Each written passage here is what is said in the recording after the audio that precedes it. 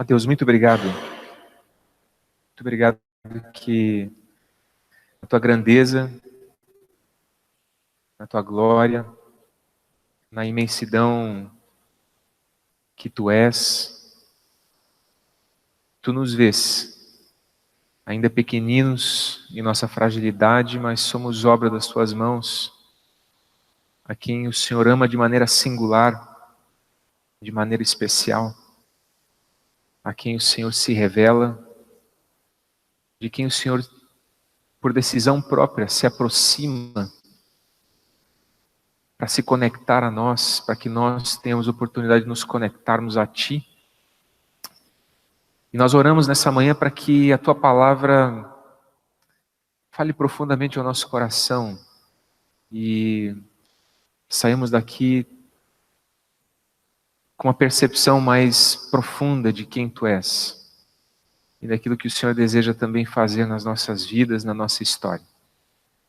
Obrigado por esse tempo de louvor, de Te engrandecer com as palavras, de ouvir a Tua voz por meio das canções. Obrigado por esse tempo de culto que o Senhor nos dá. Fala conosco nesse tempo, em nome de Jesus. Amém. Como Paulo já disse no início, hoje nós então iniciamos uma nova série de pregações que tem esse título simples, mas ao mesmo tempo extremamente profundo. Na filosofia se discute muito sobre essa questão, né? Quem é, quem não é, o que é ser, o que não é ser. Quem não lembra da famosíssima frase do Shakespeare, né? Ser ou não ser, eis a questão. Essa coisa toda que é chamada genericamente de ontologia, é uma discussão muito antiga. Da onde vem essa pergunta? Quem somos? Por que é que nós fazemos essa pergunta a nós mesmos? Por que que essa é uma questão que nos incomoda? Você não vê outras criaturas no nosso entorno se perguntando: quem sou eu? Qual é o meu espaço? Por que eu estou aqui? Qual é a minha tarefa?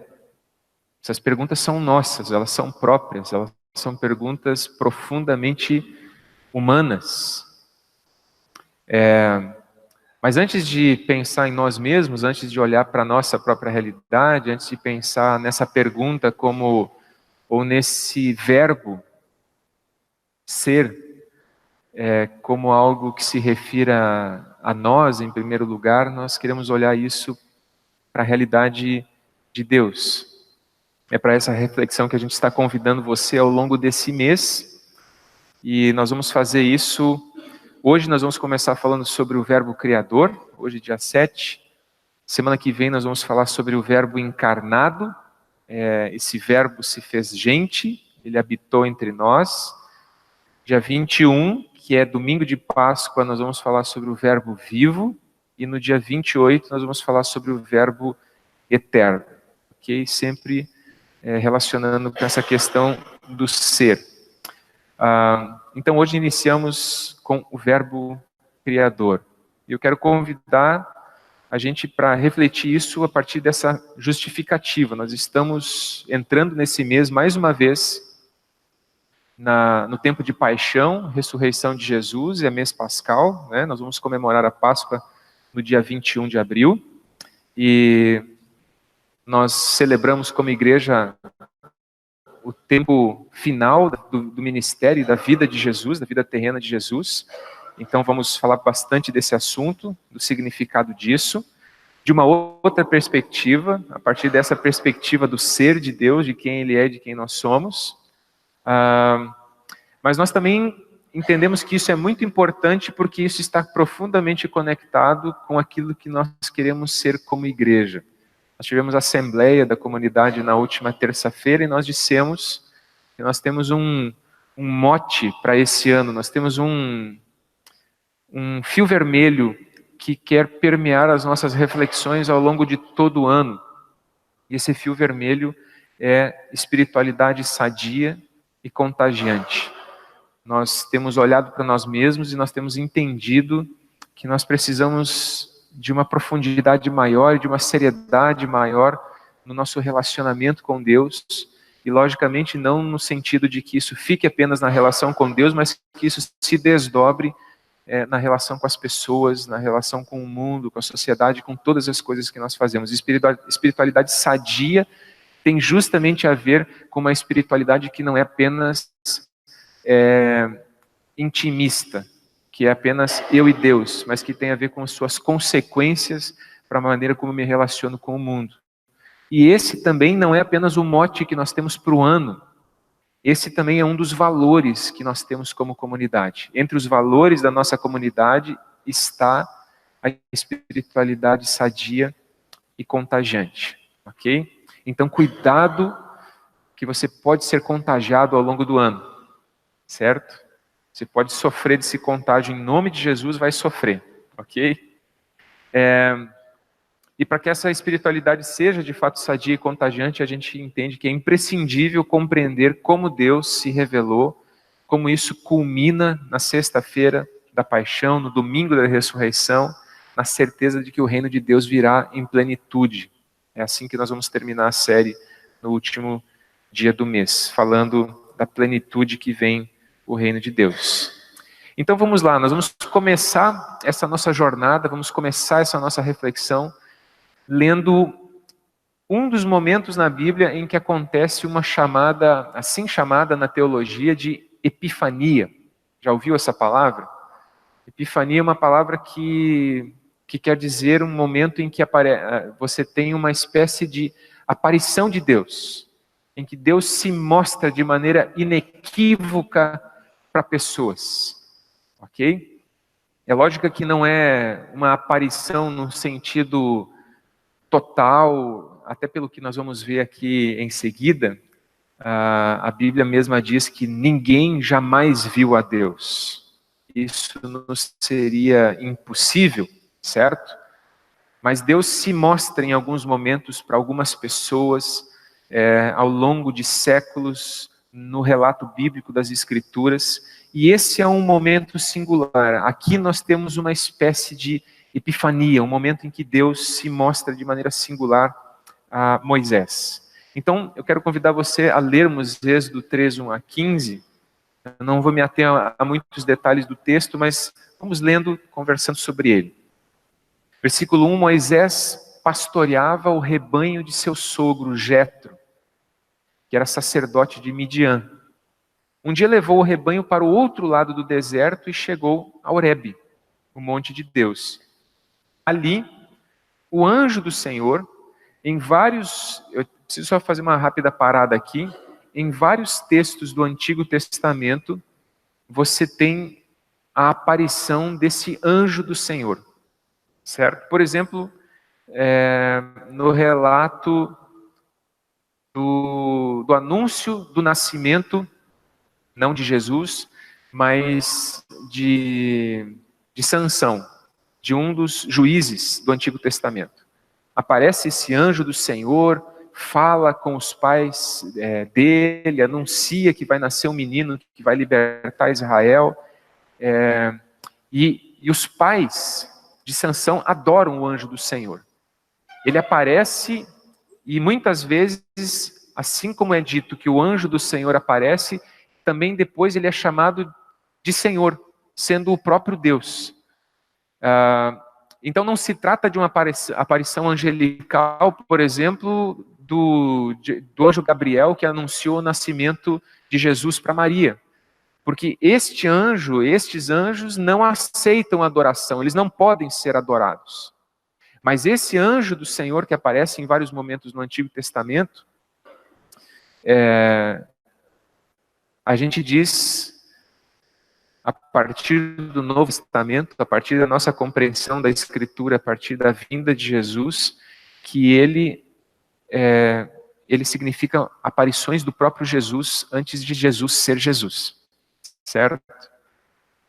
Ele é a presença de Deus vindo ao meio dos homens de maneira adiantada. Por isso ele é o anjo, ele é o enviado, ele é o emissário do Senhor. Então esse anjo do Senhor, com letra maiúscula, lhe apareceu numa chama de fogo que saía do meio de uma sarça. Moisés viu que, embora a sarça estivesse em chamas, esta não era consumida pelo fogo. Era uma sarça ardente, né? Que não se queimava. E ele disse: que impressionante, pensou, porque a sarça não se queima, vou ver isso de perto. O Senhor viu que ele se aproximava. Veja, aqui já não se chama mais de anjo. Aqui diz que ele é o anjo, que ele é o Senhor. O Senhor viu que ele se aproximava para observar. E então, do meio da sarça, Deus o chamou. Moisés, Moisés. Eis-me aqui, respondeu ele. Então disse Deus: não se aproxime, tire as sandálias dos pés, pois o lugar em que você está é terra santa. Ele diz: não se aproxime.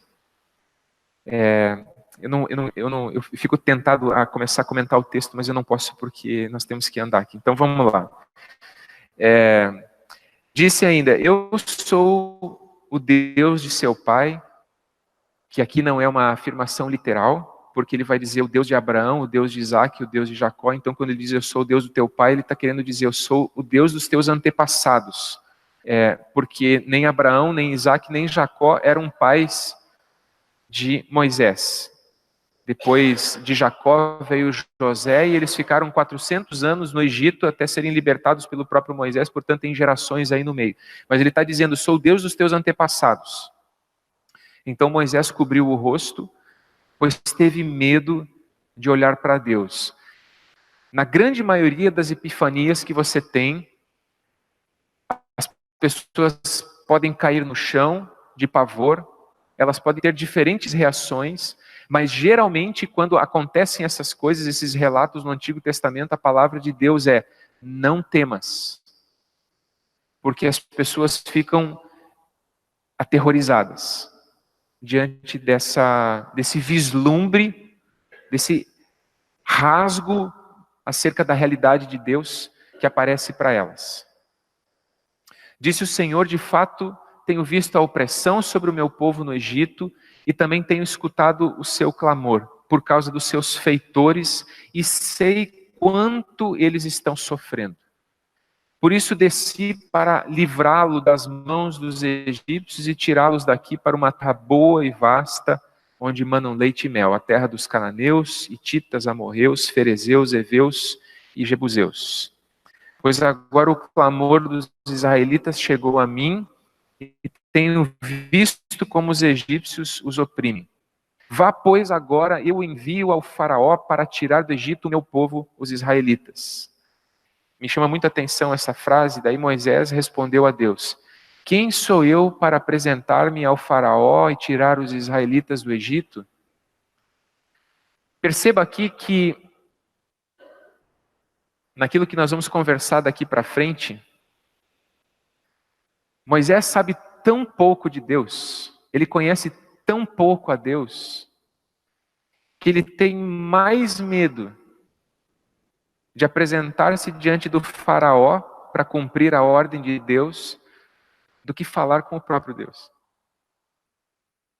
Você percebe?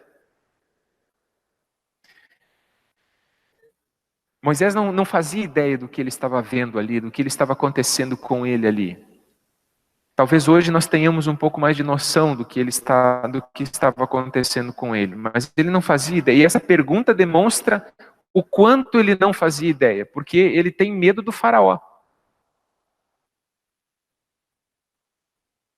Mas ele parece muito à vontade nessa manifestação, é tanto que o anjo do Senhor tem que dizer para ele: não se aproxime. Fica onde você está e tira essa sandália do pé, porque você não está percebendo o que está acontecendo com você. Você está muito à vontade, Moisés. Você não faz ideia do que está acontecendo aqui. Fica aí no teu lugarzinho onde você está, não se aproxima e tira essa sandália do pé. Certo? Mas quando Deus fala dele ir para conversar com o faraó, ele diz: não, com o faraó não. Eu fugi de lá, eu sei quem é o faraó, eu sei o poder que ele tem. Ele manda matar a hora que ele quiser. Eu cresci no palácio de Faraó. Eu sei como as coisas funcionam lá. Versículo 12. Deus afirmou: eu estarei com você. Esta é a prova de que sou eu quem o envia. Quando você tirar o povo do Egito, vocês prestarão culto a Deus neste monte. Moisés perguntou: quando eu chegar diante dos israelitas e lhes disser, o Deus dos seus antepassados me enviou a vocês, e eles me perguntarem, qual é o nome dele? Que lhes direi? Percebe? Moisés está mergulhado numa realidade de muitos deuses. E ele não compreende que o Deus dos seus antepassados é um Deus único. E ele pergunta assim, quando perguntarem, que Deus é esse? Eu respondo o quê?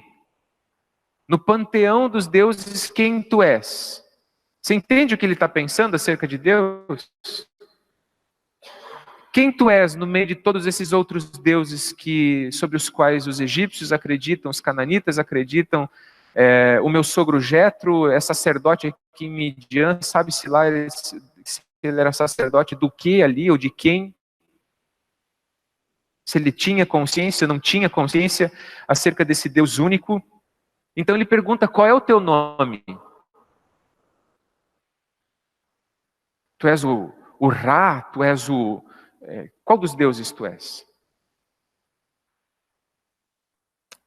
Aí Deus responde, disse Deus a Moisés, eu sou o que sou.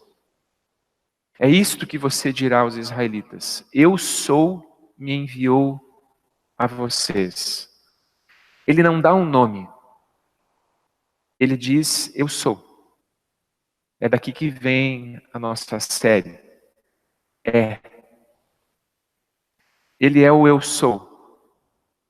Para me conhecer, você tem que andar comigo. Eu não posso ser reduzido a uma palavra, a um nome. E no 15, então, ele disse também Deus a Moisés, diga aos israelitas, o Senhor, o Deus dos seus antepassados, o Deus de Abraão, o Deus de Isaac, o Deus de Jacó, enviou-me a vocês. Esse é o meu nome. Qual é o nome dele? Eu sou. Nome pelo qual serei lembrado de geração em geração. Então, o nome de Deus é um não nome. Certo? E dessa palavra eu sou o que sou é que sai as letras que compõem a palavra Yahvé, ou Javé, ou Jeová. Mas essa palavra ela soa parecida com a expressão em hebraico eu sou. Portanto, esse nome não é um nome, esse nome é um não nome. Esse nome é uma descrição dizendo assim, você não tem como me qualificar, você não tem como me colocar numa caixinha de explicações, você não tem como me reduzir, você não tem como dizer para mim que eu sou o Deus da água, o Deus disso, o Deus daquilo, porque pelo fato daquilo que nós vamos ver em seguida. Ele é, eu sou. Amém, queridos, até aqui? Então ele não pode ser reduzido a um nome, porque ele é, e somente ele é. Somente ele é. Eu quero colocar essa imagem aqui para vocês. De repente, quem está nos assistindo ou vai nos assistir pela internet vai ficar um pouquinho prejudicado nesse momento, mas ouvindo você também vai compreender. Essa é uma imagem do nosso sistema solar, né? E talvez você já tenha visto isso antes, mas o nosso planeta ali, o terceiro do sistema solar, ele não é o maior planeta do sistema solar, né? Em relação ao Sol, ele tem uma massa, inclusive, muito pequena. E toda essa realidade, ela era altamente ainda desconhecida no tempo em que as escrituras foram escritas. Nós não tínhamos essa noção dessa realidade, desse tamanho. E aqui eu tenho a imagem no slide seguinte, de uma perspectiva a partir das fotografias que se fazem, especialmente por meio da Hubble, né, que foi lançada para fora no espaço para fotografar o espaço.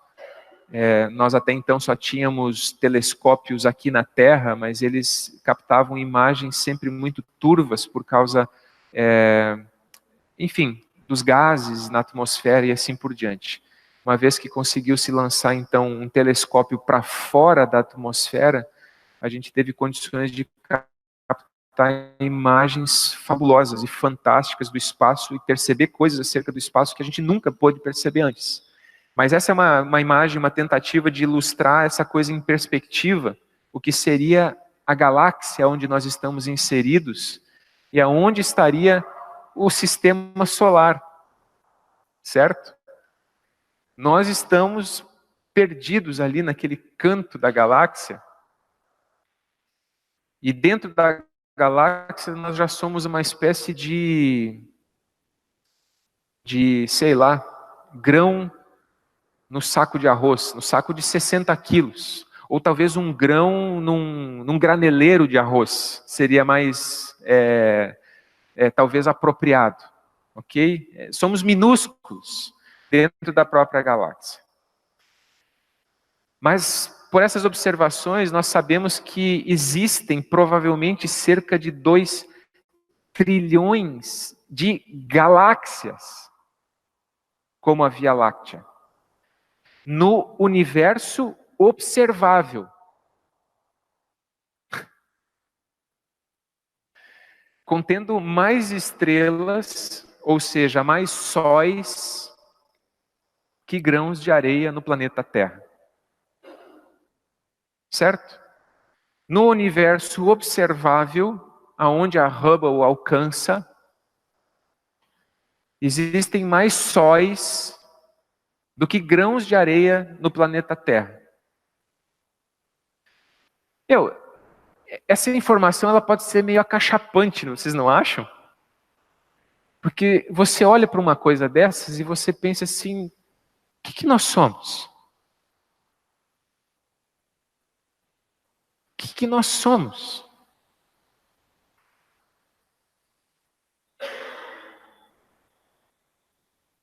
Na perspectiva do Antigo Testamento, a leitura era: nós somos como o pó da terra. Nós não passamos de partículas de poeira.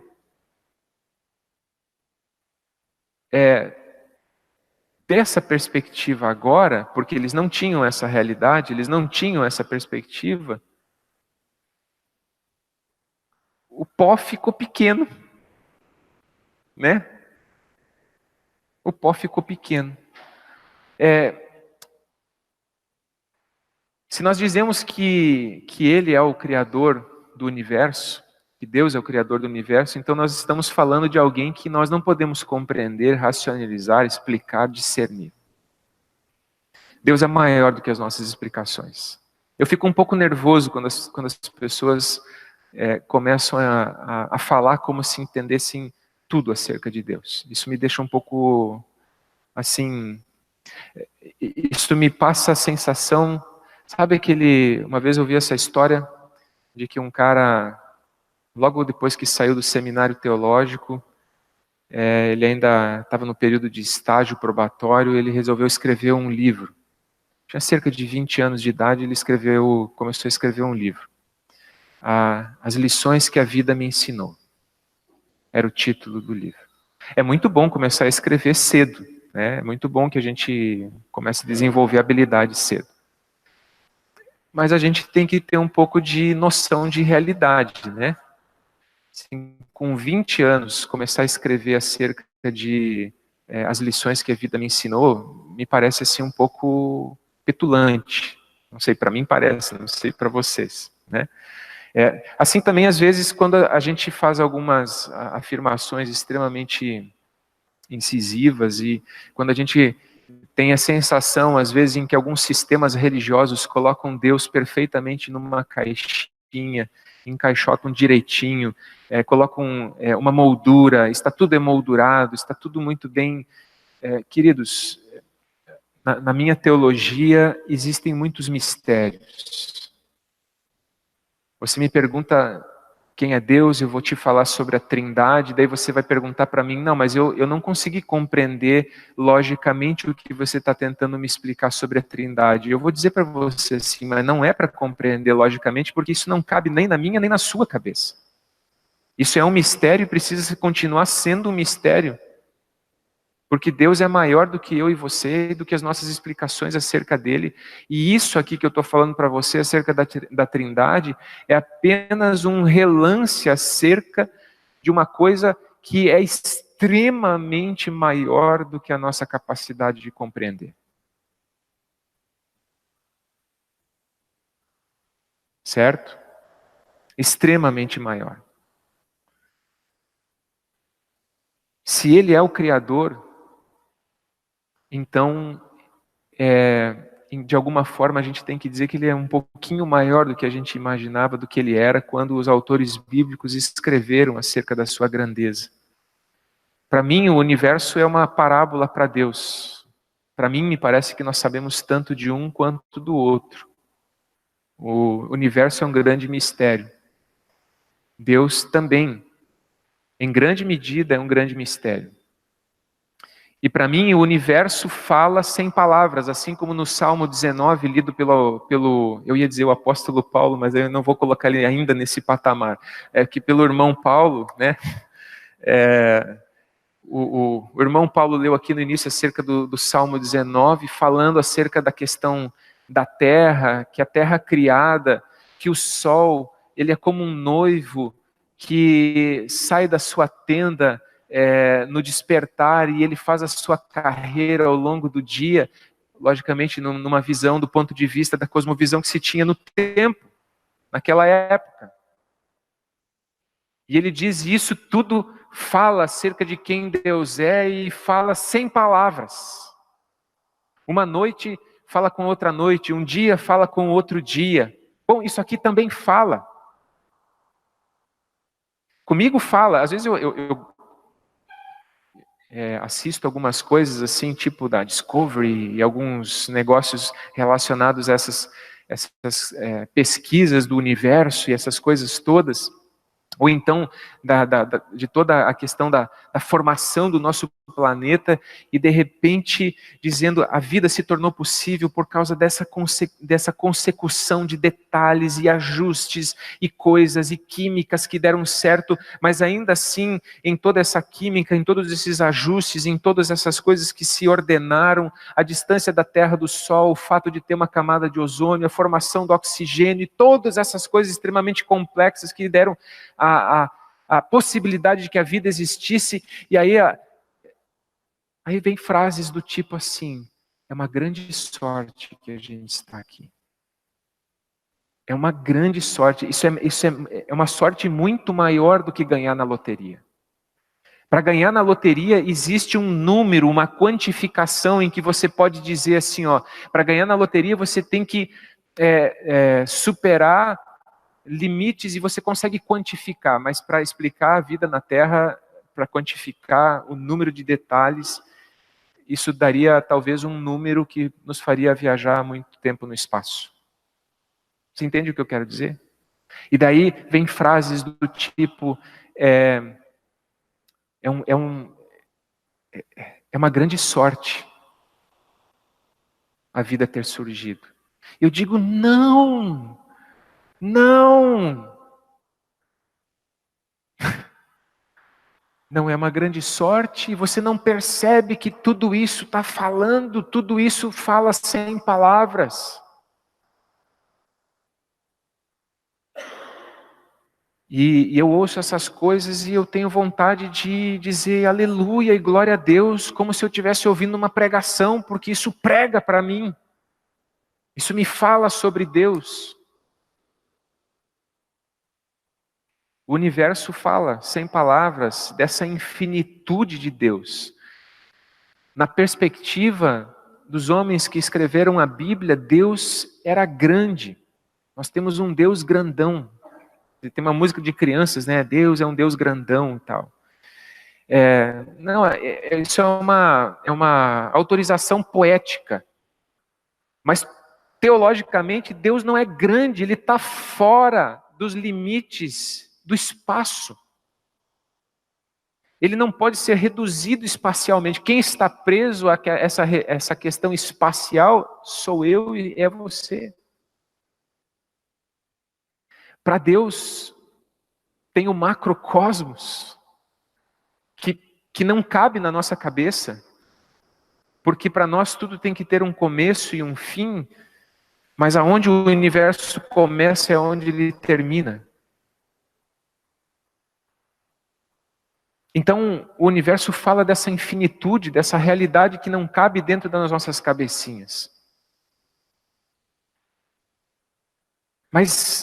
Mas Deus também não enxerga apenas o macrocosmos, ele também vê o microcosmos. Dentro da sua cabeça, dentro do seu crânio aí, tem um mistério. O cérebro é um grande mistério. Aonde, como que o nosso cérebro processa a consciência? Da onde? Como que ele faz isso? Aonde está isso? E aonde está, até é possível detectar. Ah, em tal lóbulo, em tal lugar faz isso, faz aquilo. Essas questões até a ciência consegue, ainda que de maneira rasa, se aproximar e dizer, no lobo frontal, ele opera determinadas tarefas, o outro outras, eu não sei dizer os nomes, a minha esposa que está estudando sobre isso agora, não é a minha área, certo? Mas como ele produz consciência? Por exemplo, como ele processa noções de verdade, de certo e errado? Entende o que eu quero dizer?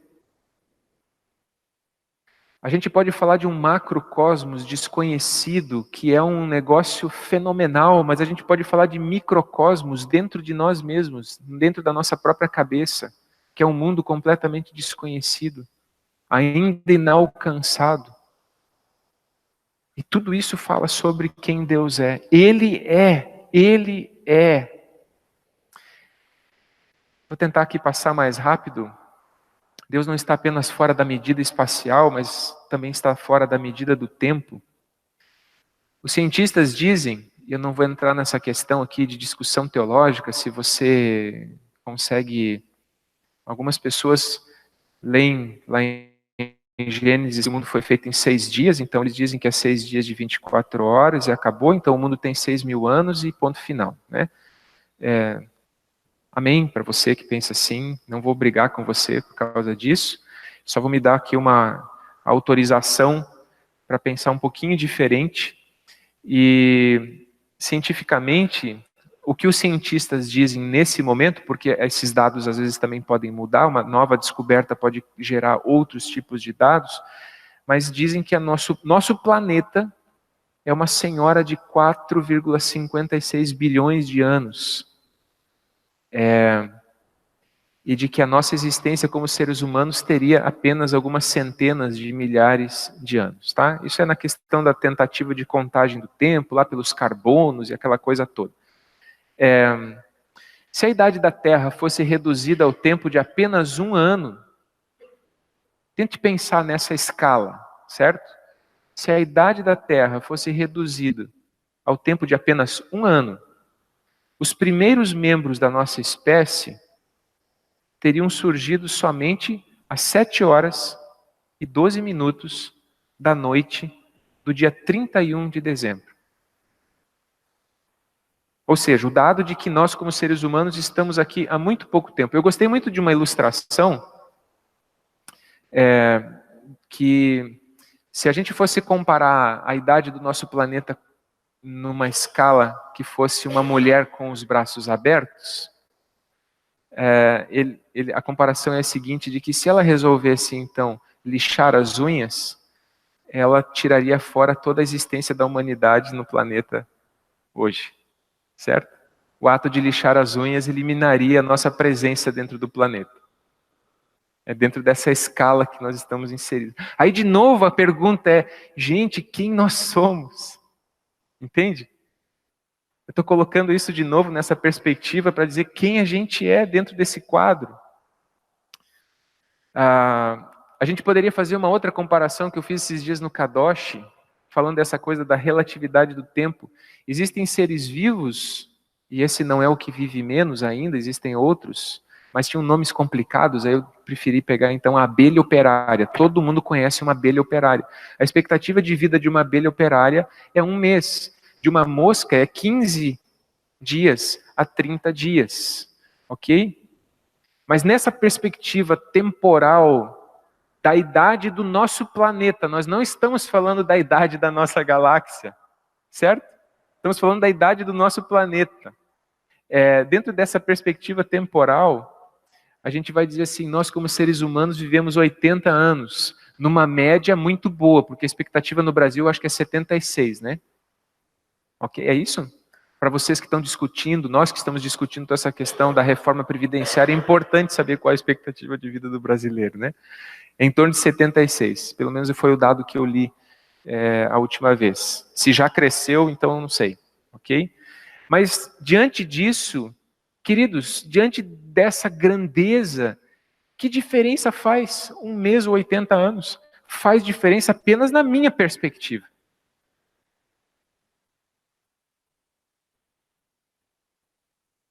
O que é o tempo? De novo, para dizer, Ele é. Ele é.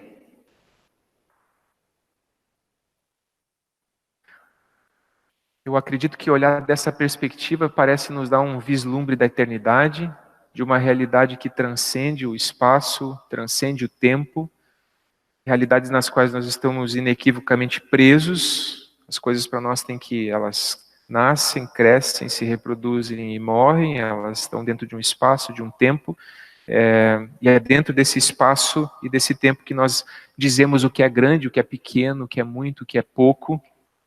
E quando nós estamos pensando em Deus, nós estamos pensando em alguém que extrapola a realidade do espaço e do tempo.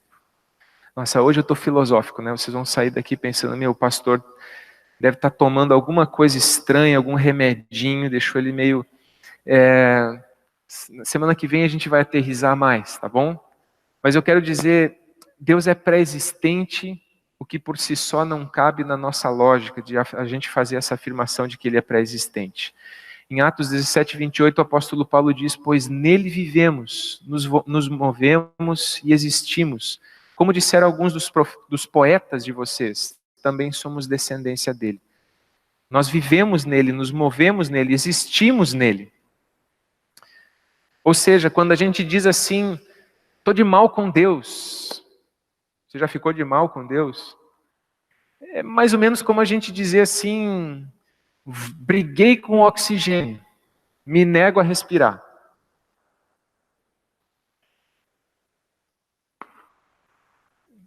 Você entende?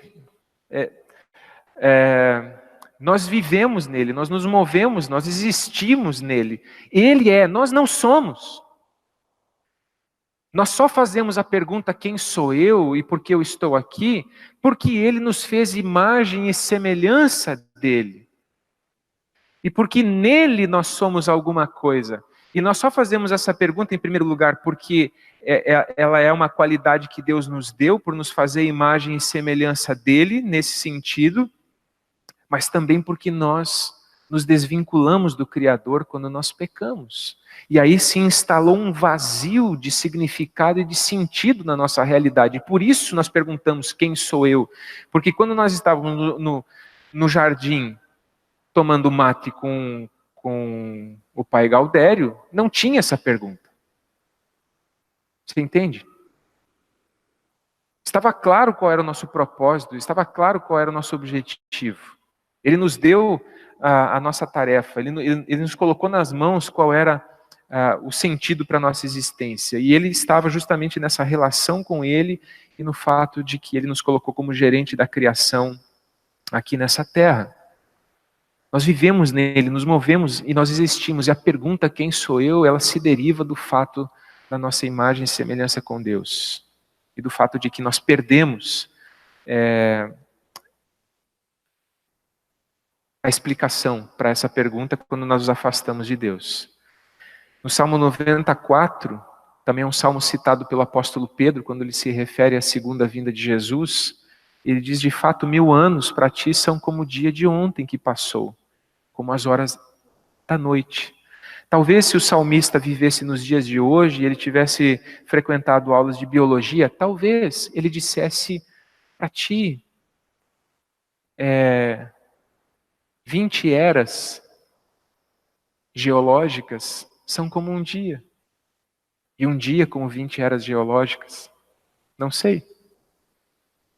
Talvez ele tivesse essa condição de confessar a grandeza de Deus a partir dessa nova perspectiva. E eu confessaria, eu a confesso.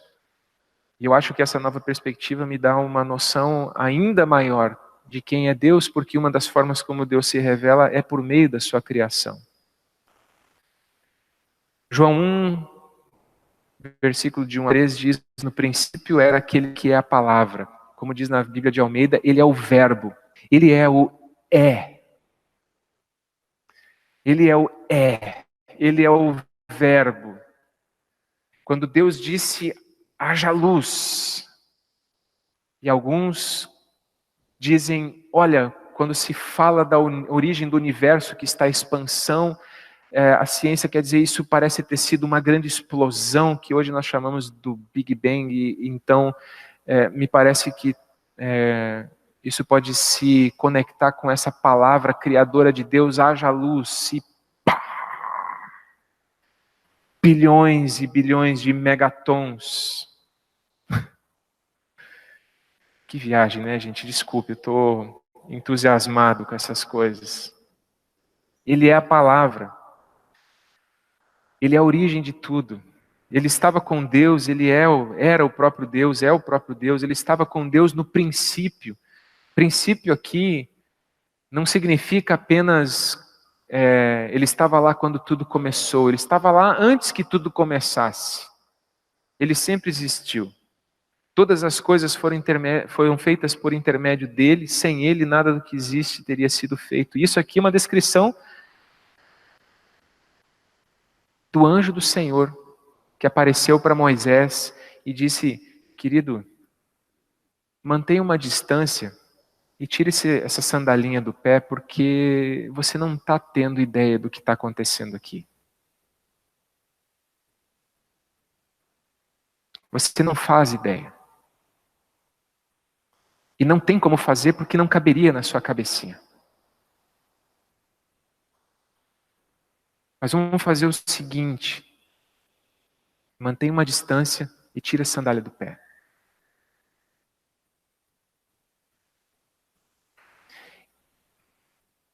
Essas afirmações da Bíblia acerca de quem Deus é, elas me causam reverência. Elas me falam acerca do privilégio que nós temos pelo fato de que esse, para quem não existe nem grande nem pequeno, por isso, mas então um Deus que está nesse universo todo, que tem que startou tudo isso, como que ele vai se conectar a um minúsculo grão de poeira cósmica que nós somos, que o nosso planeta é, que a nossa galáxia é que para ele não tem grande e pequeno, entende? Isso é uma pergunta minha e sua.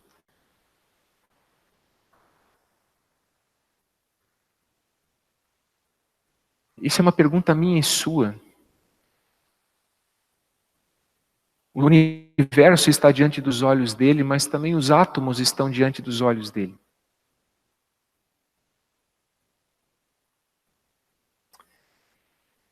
Deus se faz conhecer por meio da sua criação. Em Romanos 1:20, o apóstolo Paulo disse, desde a criação do mundo, os atributos invisíveis de Deus, seu eterno poder, sua natureza divina têm sido vistos claramente, sendo compreendidos por meio das coisas criadas, de forma que tais homens são indesculpáveis. Eu também acho indesculpável quando a pessoa diz assim, eu aqui agora, pessoal, vamos meditar e vamos sentir o universo. Querido, que sentir o universo? Que sentir o universo? O universo foi criado. O universo não é Deus. Mas ele só existe por causa de Deus. Então, assim como nós já adoramos a lua, adoramos o sol, porque era o máximo que a gente podia enxergar. Então hoje agora é o universo, porque é o maior que a gente... Mas ainda é tudo criação de Deus. Então vamos sentar aqui e vamos sentir o universo. Não, nós estamos falando de um Criador, de um Deus pessoal, que se revela como tal. São indesculpáveis por transformar a criação em objeto de adoração. Deus se faz conhecer na história. Há muito tempo, Deus falou muitas vezes, de várias maneiras, aos nossos antepassados, por meio dos profetas. E também antes disso, Deus se revelou a Abraão, Isaac, Jacó, depois estabeleceu a sua aliança com seu povo por meio de Moisés, formou um povo que ele chamou de seu, um povo que deveria ser uma nação de sacerdotes dentro da terra. Ele falou a essas pessoas, se comunicou com elas por meio dos profetas, aí sim. Mas nesses últimos dias falou-nos por meio do Filho. E isso é uma questão histórica. Deus entrou na nossa história. Deus fez história conosco. Deus não jogou lá de cima, de algum lugar, enfim, do lugar que para ele não existe, porque lugar é uma questão nossa, mas não caiu do céu um manual de instruções dizendo quem era Deus, ou ele se revela na medida em que ele faz história conosco. Ele chama Abraão, ele diz: sai da tua terra. Abraão confia, anda com Deus, e é nesse processo de andar com ele, eu sou o que sou. Quem tu és, anda comigo, tu vais saber. Ele se revelou de muitas maneiras, mas o ápice dessa revelação histórica, a quem nós temos acesso, está no seu Filho, Jesus Cristo, a quem ele constituiu o herdeiro de todas as coisas e por meio de quem fez o universo. De novo a afirmação, por meio de quem fez o universo. Ok? Então esse Filho, por meio de quem ele fez o universo, ele esteve entre nós. Mas isso é assunto para a semana que vem. E, portanto, Deus se faz conhecer hoje no nosso meio por meio da Escritura. Por quê? Porque a Bíblia é o registro histórico dessa manifestação de Deus entre os homens, desde a criação até a consumação. Certo? É ali que nós lemos essas histórias, da maneira como ele falou com as pessoas. O que sabemos desse eu sou nos foi dado por ele. E as Escrituras são o registro dessa revelação ao longo dos séculos. Ao ler as Escrituras, nós não vamos discernir Deus em sua totalidade. Ninguém jamais viu a Deus. Eu vou ler as Escrituras e vou saber plenamente e totalmente quem Ele é. Não, nós vamos saber aquilo que importa saber. Nós vamos saber aquilo que vai caber, que vai entrar, que nós vamos suportar saber. As Escrituras também são essa palavra viva do verbo criador, com o poder de regenerar, de recriar a nossa vida e a nossa história. Se essa palavra de Deus, e se esse verbo pode colocar ordem no caos primordial do universo, no caos primordial da própria origem do nosso planeta, que hoje é uma casa habitável e extremamente bonita e boa para nós, no sentido da criação, né, da boa criação de Deus. Ele também pode colocar ordem no caos da nossa vida, do nosso coração, da nossa alma. Ele recria todas as coisas. Em último lugar, a Escritura não traz descrições científicas sobre a origem do universo. Para mim, a gente não pode confundir aquilo que a Bíblia diz acerca do mundo e da realidade da época dos escritores bíblicos com uma espécie de explicação científica, como se fez ao longo da história, né? Ela traz o testemunho inequívoco de que não estamos aqui por acaso, resultado de uma loteria cósmica improvável. Esse é o testemunho da Bíblia. Não é como as coisas aconteceram, é a razão pela qual as coisas aconteceram. Porque muitas pessoas, olhando para toda essa história, olhando para todas essas informações, elas então vão pegar Friedrich Nietzsche e vão dizer assim: é verdade, a vida é como um grande salto no nada, e a gente tem que aprender a fazer isso alegremente, porque nada faz sentido, nada tem uma razão, nós estamos aqui por acaso, é tudo obra do acaso, e que se dane.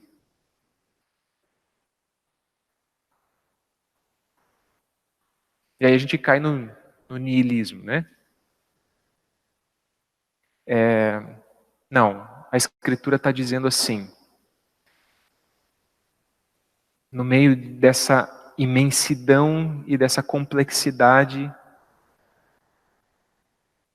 que é a nossa existência, que é o milagre da vida, que ninguém explica, porque ninguém consegue reproduzir o ambiente no qual a vida se originou e fazer com que a vida simplesmente aconteça de novo.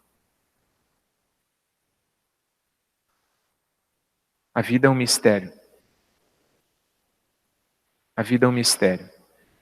E a Bíblia não dá grandes explicações, ela apenas diz que Deus soprou. Sopro é ruach, que é a mesma palavra traduzida por espírito. A vida vem dele. E é por isso que Jesus também é chamado de o verbo da vida. Aquele que é a vida esteve entre nós.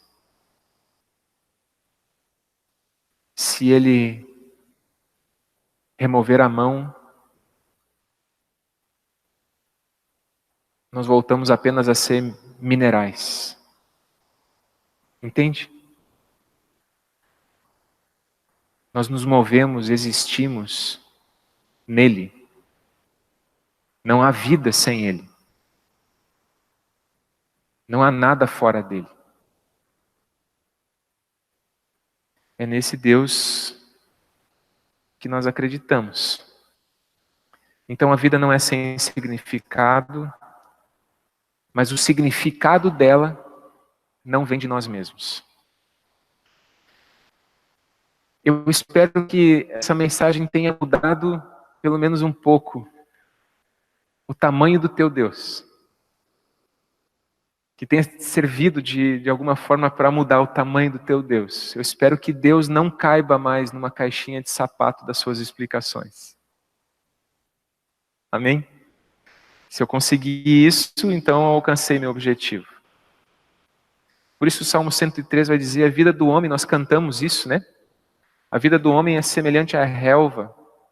Ele floresce como a flor do campo, que se vai quando sopra o vento e nem se sabe mais o lugar que ocupava.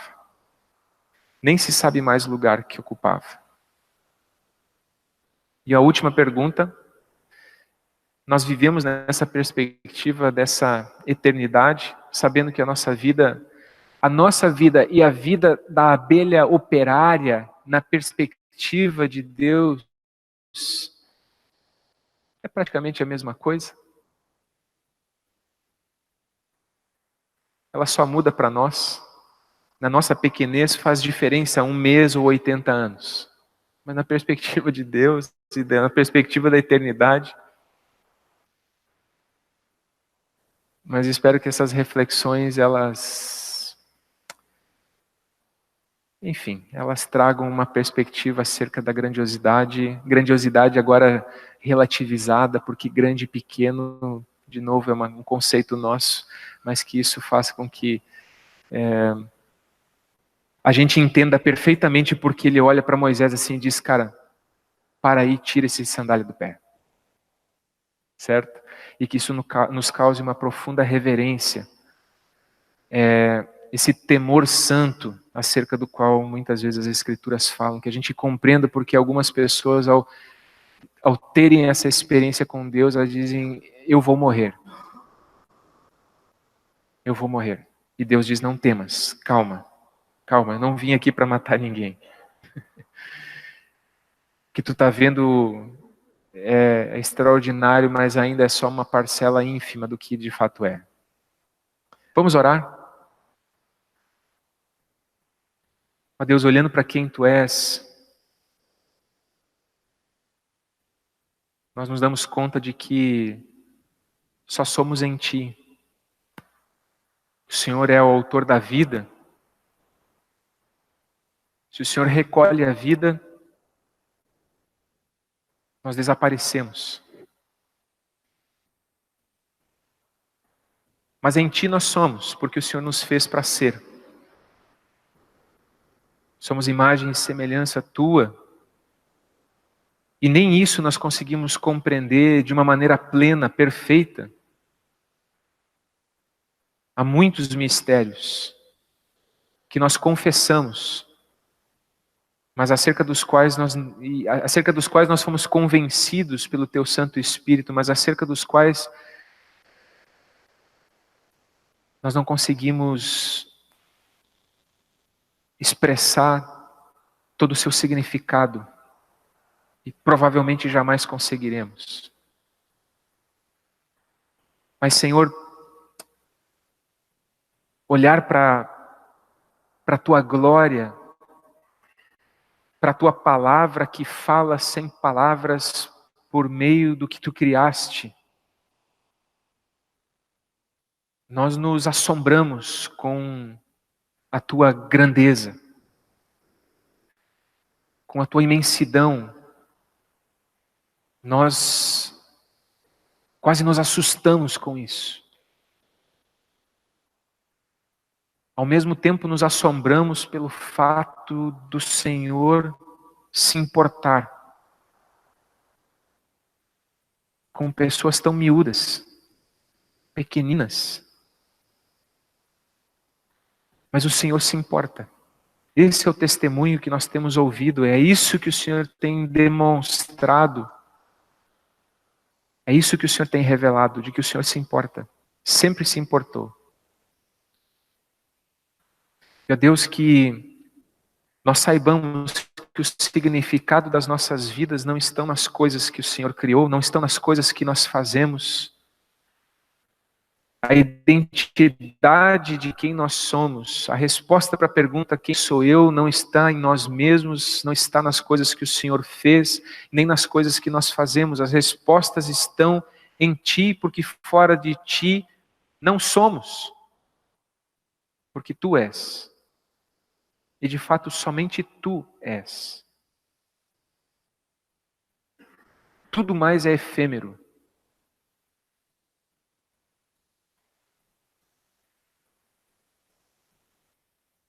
Nós te agradecemos, ó Deus, por esse tempo de reflexão, te agradecemos por esse tempo de poder meditar na Tua palavra. Em nome de Jesus. Amém.